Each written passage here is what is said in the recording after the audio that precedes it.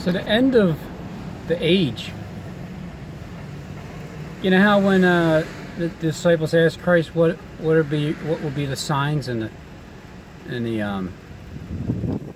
end of the world? Because I think in the King James, I'm pretty sure it says the end of the world. And then I don't know, other places I never really looked at the word. Other places it says the end of the age. The end of age. And then, well, what do you think the generation is? Yeah, I gotta tell you, I just can't take credit for these things, all right? I have to give credit where credit is due. Why my mind thinks this way? Because Michael's, he calls me and he just kind of throws some tidbits in there, and then so I start thinking like, well, all these things must come to pass, and this generation will not pass until all these things are fulfilled. And when they're fulfilled, this age that's not going to pass is the fig tree age. It's the generation, and the fig tree generation is the generation that has no fruit, because Christ cursed that fig tree. The parable. He cursed the fig tree so it would never bear fruit again until the age is up. And the age is, what's up? Well, it's coming up. It's May 14th. The age is over. And then, for yet in 7 days, they think that the floodgates just started, but it's closing. And then there goes the sun, there goes the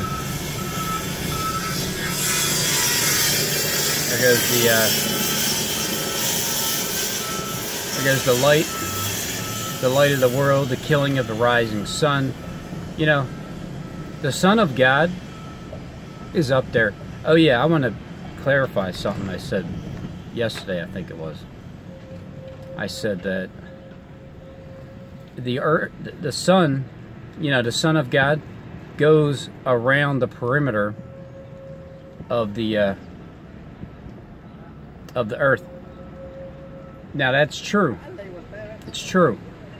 But the sun that they have, well, it doesn't go, it's not around the perimeter of Antarctica, because there's times that it's directly up above your head, and we're right here in the United States there. And if that disk was going around the perimeter, yeah, it would be further away. It would be like you're looking over there. But there's times it just goes right directly above our head. And if I can measure with my eye distance, it's as high as an airplane. It's as high as an airplane can be. However, I mean, a little bit higher than an airplane. But it literally is exactly what it looks like. Right there. 93 million miles away. Yeah. Right. 93 kilometers, maybe. I don't know. No, not even that, because a kilometer isn't it a little bit more than a half of a,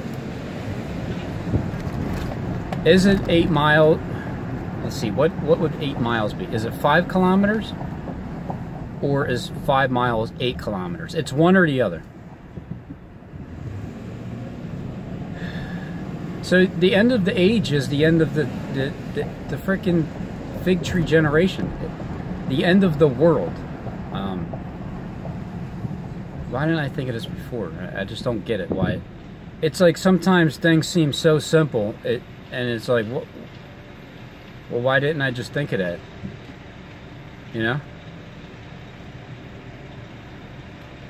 So we're at 70 years, man, and then next month is May.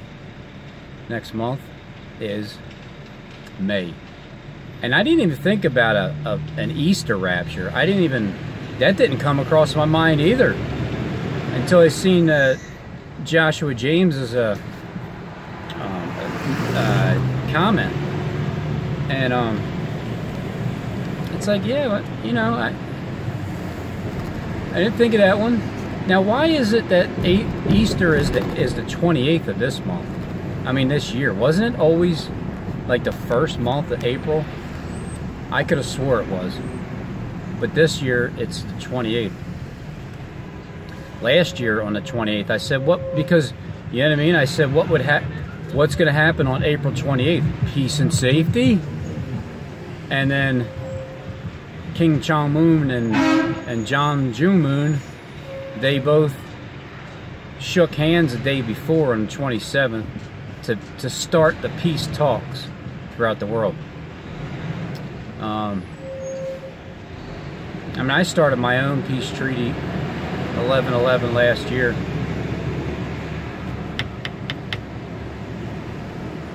And then, well, we're 5 months into it.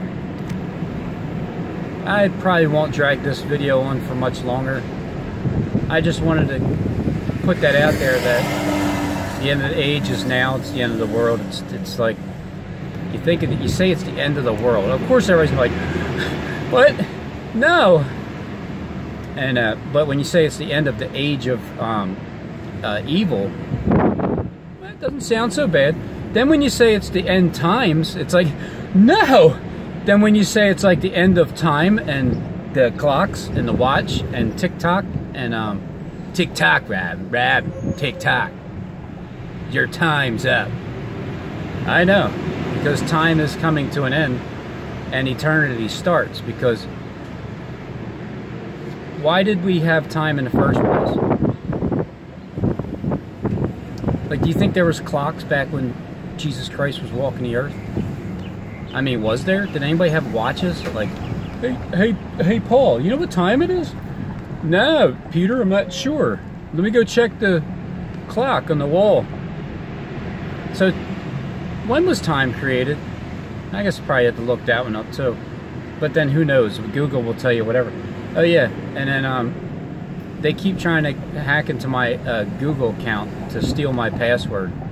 It's like every 5 minutes another failed attempt into my open forum account. I don't know what you guys are going to do with that.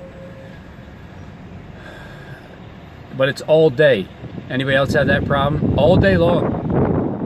You click on it, and well, you've seen what I showed you already. It's just consistent. It's never ending.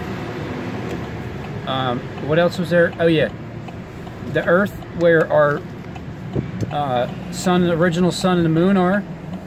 It does travel around the perimeter of our Earth, as we are stationary, sit still. I don't care if it's concave, it's flat, or round, oval, whatever.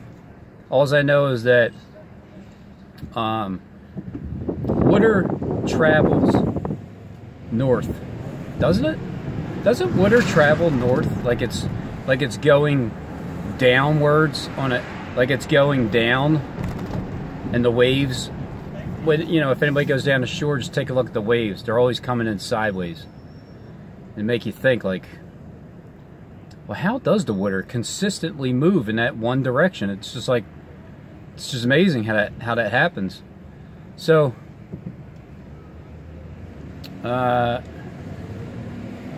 as the world turns, you know, as the world turns, as we are stationary, because the thing that makes the most sense is the fact that Earth is God's footstool, and when he sits back and kicks his feet up on the stool, that it's not spinning anywhere.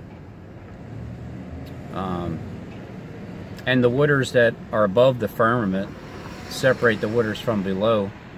Well, there's two separate gospels. There's the satanic gospel that's below, and then there's the waters from above that's the gospel from up above. So is there really water above the sky? I don't know, it might be. I mean, how else does actual water flow? and consistently, it just constantly goes, you know, like it's like the everlasting gospel. Same thing. So the disk that we see up in the sky, yeah, it's just like a round thing facing us. I don't even think it's a ball. I do think it's a disc. It's a flat disc because you can't see around the edges of it, and all you're gonna see is a circle. So as that disc is like facing us, and it's up there flying with those hovercraft engines.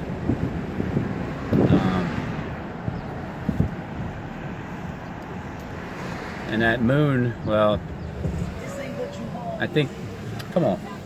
I got to take the plank out of my eye before I try to take the speck out of somebody else's eye.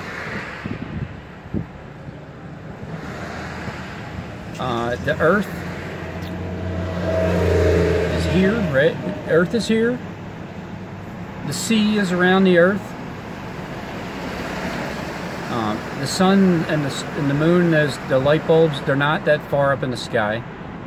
The airplanes have when they travel, they need to make sure that they stay a certain distance.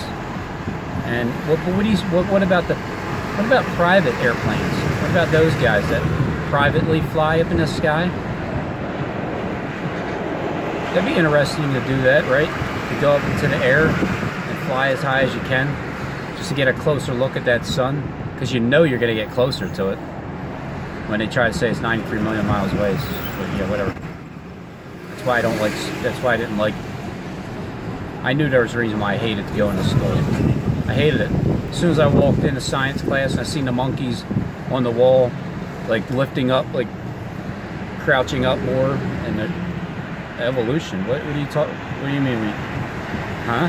Monkeys, right? And the Earth is on an axis. Well, you know what? That's probably why they have the Earth. The Earth is really on a tilt, but it's not spinning. It's not an egg. We don't live outside of the egg. We live on the inside of the plane that's inside of the egg, and it is on a tilt, right? It could possibly be on that 66 degree tilt that they say, but it's just not spinning, and south is north and north is south, and everything's upside down and backwards, and the water travels north downwards when they try to tell us north is up. So whatever.